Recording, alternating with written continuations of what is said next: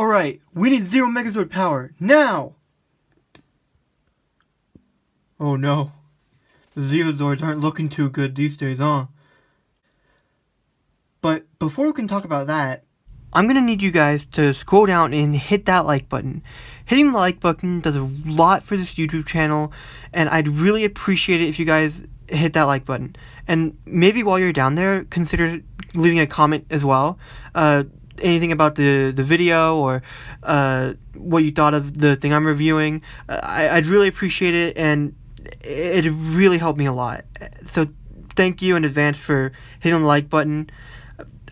I genuinely mean it when I say it means a lot to me, and I'd really appreciate it. Now, back to the video. Now, getting back to these guys, yikes. Yikes, this thing isn't looking too good. Yeah, I got this thing at a con, used, and so it came with, like, absolute, like, the bare minimum. Came with one helmet, which is the most common one.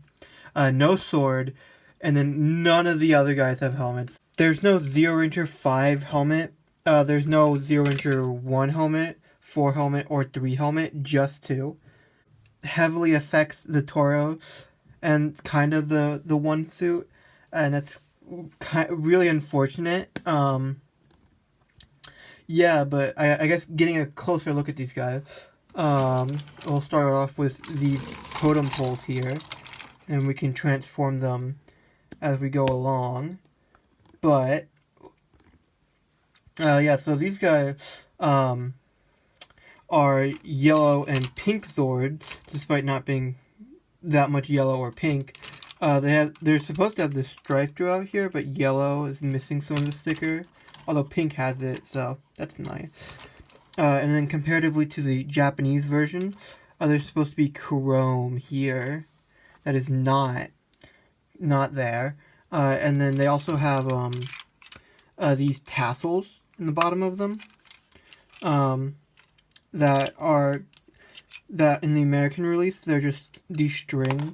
But in the Japanese release, they're supposed to be like actual chains, like little plastic chrome chains. And then if I can shut this, they both do this, by the way, not just yellow. Like these are also inside pink, but I'll just show it off for yellow.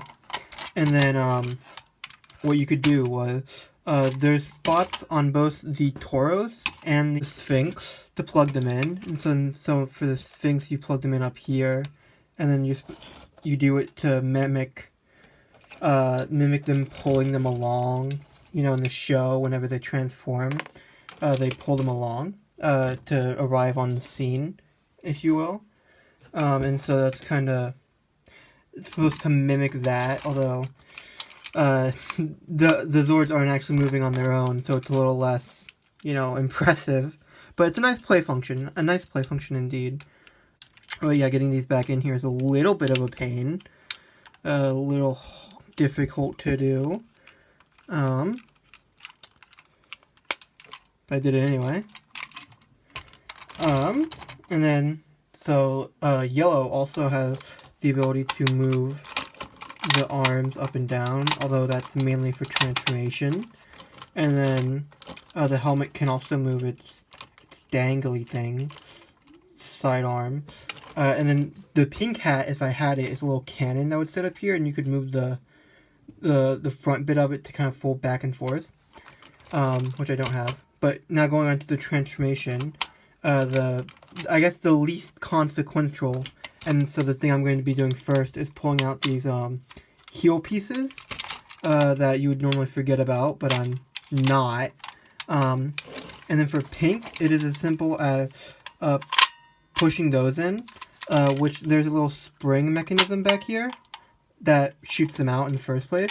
And yellow also has this, where if you pull up, it releases the tab and they spring out. But yeah, you push those in, and then for yellow, you move them down, and then you push them in so that they fit into the vertical crevice there. And then for both of them, you flip the hoods up. Now, if pink did have one, you would do the same thing. But for yellow, I'm going to take the helmet off. And then if I had any other helmet, I would put it back here like this. But since I don't have the helmet, and I don't want to wear on those clips too much, I'm just going to leave it. But yeah, that's all you really do for these guys. Very simple Zords indeed. And then next I'll move on to what is supposed to be the Tauros, but is no longer that. So this is a nice four-legged Tauros here. And it doesn't really do much. It just kind of exists. You can wag his tail. If you did have his head, it wouldn't be able to turn because it's clipped in, so it's not really much you can do with him, except make him into pants. And so how to do that is you fold in the tail, and you take these two uneven things and you pull them in like that, and then you push it forward, and then it's gonna slide into place because you're unclipping it from you're unclipping things up here, and then it's perfectly lined up so there's cavities and for those outer bits of the legs, and it just slides right in naturally, and then so you have pants, and then to put these guys together, so we're gonna put them on the right side, and then you can see there's a big cavity up there, and then there's a little like ledge piece right there that there's a little space under, and then so you take the Tauros's feet, little hooves, and you place them underneath that little crater, that little crevice, and then you kind of hook the feet down into it like that, and then there, if you saw, like right here, there's a little ledge that'll keep them in place for now until you take the leverage to pull it out like that, which I think is quite interesting toy mechanic. But then not only is my Tauros, we're starting to get Zero Megazord here, but not only is my Tauros missing his head, he also, the connector bit for the lion is also broken here, if you can see. I tried to glue it together, and it's still not very good put together, well put together, but it's still kind of, it's making it.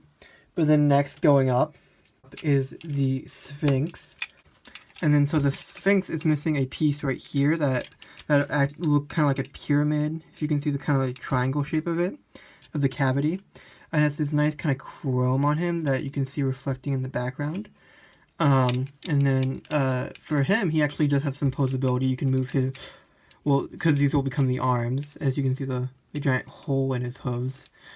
But then they can move backwards, and you can kind of get them to go forward on this joint up here rather than this joint. And then these can swivel as well, but I'm not sure how accurate that is to a lion. And then he also has a tail here, which is very loose back here, because he's all loosely connected. And then his head is loose because he doesn't have the triangle thing to keep him in place. His mouth can open, and his legs can go backwards like that, but they can't go forwards any or rotate really at all, so it's kind of unfortunate.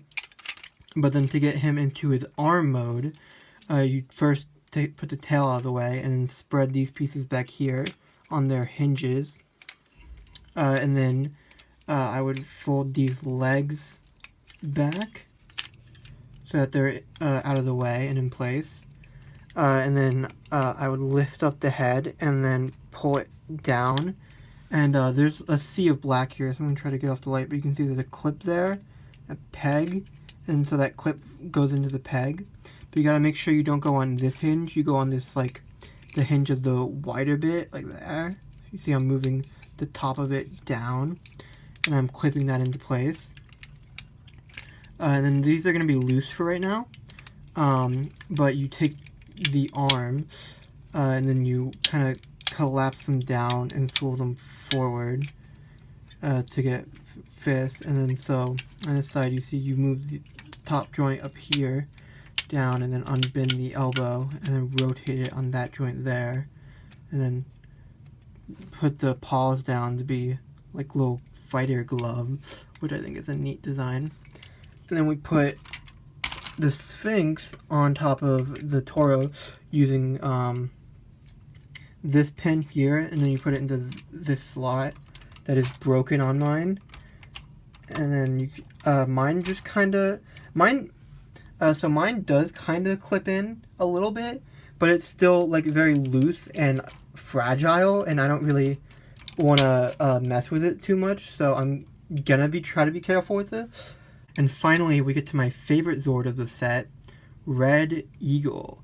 Oh, this thing is, I was never really one for bird Zords before I got this Megazord, but then this really sold me on it. This Zord is so well designed, and I love the look of it. But mine had a few paint chips, and so I spray painted the beak and this little cockpit area. Although I didn't do too good of a job. As you can see, there's a little bar here that's supposed to be red that I painted black. And then the beak is a slightly different color than it's supposed to be. But yeah, so this guy's really nice. He has wings are posable, and that they can go forward 1 click, and then backwards to 2 clicks for now, 2.5 clicks for now, really. But then once we put into Megazord mode, you're gonna do 3 clicks backwards. But speaking of Megazord mode, the first thing I like to do is fold his feet up, and then I unhinge that to reveal the Megazord head here, and we rotate that down, and we make sure that the feet are up, because if they're not, there's going to be plastic in the way of them actually folding up all the way. And so we rotate the head down, and I think you're supposed to leave this down for the 0-inch 3 head for storage, but since I don't have that or 0-inch 5 head, I'm going to leave that up. And then I'm going to fold the wings down all the way, which can be done because the head is no longer in this cavity, and then so the wing can kind of fill that space right there. And so this is the head of the Zeo Megazord, and if I turn this guy around, you can see that there are clips right there and right there that these pegs go into, and then so we just clip him in there, and then now we're all in, and that thing is loose, so it likes to fall. But right now we're at the Zeo Megazord. And then last but not least, there are 2 clips right there and there, if you can see the little yellow. And then we just put these 2 clips into there and give him a little helmet. And this is my Zeo Megazord, all ready to go. And he is one of the few Megazords that has fairly good arm articulation. You might have seen it earlier, but he has I'm trying to be careful here because of that joint being broken. But you can rotate his elbow, or rotate up at the forearm, bend at the elbow, rotate the wrist, and then you can move the shoulder up and down. So he's like one of the most dynamic Zords out there, or until Dino Fury, that is. He was one of the most dynamic Megazords out there, and I don't think I pegged him incorrectly. There we go. But yeah, he's Zeo Megazord. What can I say? There's another cool thing you can do, where if I take 0-inch 5 off, and then I take his head off, and then you can kind of raise this up a little bit, and then peg him back in. If I can't peg him in, there we go. And if I can't get him on the other side as well, because there's a camera empowering my vision, or empowering my ability to move. But then you have Zeo Megazord with a bird head, and that's also pretty neat. But yeah, that's this guy.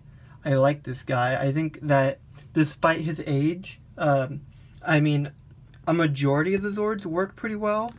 I'd say the only ones that are kind of fragile are green and blue, because they're the most complicated ones, because they do the most. Especially blue. Although my blue has my Sphinx Zord, my blue Zord, has held up really well. But my Tauros, oh boy, my Tauros has not fended well for himself. And with that, I'll leave this image of the Zeo Megazord with the bird head as the last thing you see in the video. I hope you enjoyed.